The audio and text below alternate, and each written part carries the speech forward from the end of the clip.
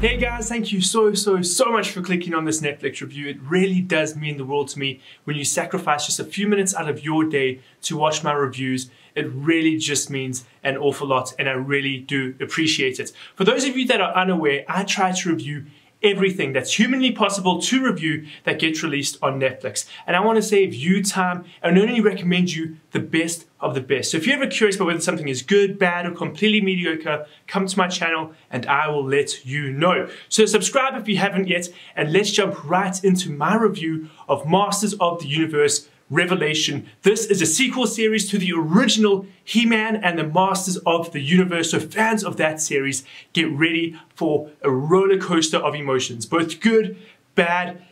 This was seriously a series that is going to split fans right down the middle. I can tell you that right now.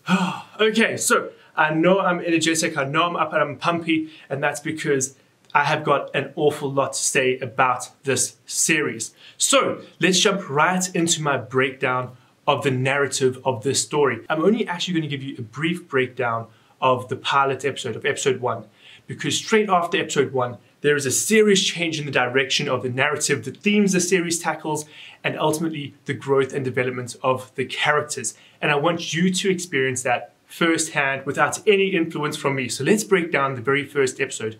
We see an all-out war between the forces of good and evil. He-Man and all of his friends, be that Teela, Duncan, or Man-at-Arms, Orko, everyone comes together, the Sorceress, and they all have to defend Castle Grayskull from Skeletor, Evil Lyn, Beastman, everyone that you love from not just the original series, but even some of the sequel series. All the characters that you love are present in this battle that is larger than life. And here in this episode, you can definitely see the action set pieces are incredible, matched with absolutely beautiful choreography, action sequences, design. Everything really shines through in this first episode. And that is all I'm going to say about the story. So look, I have got a long list of things to praise about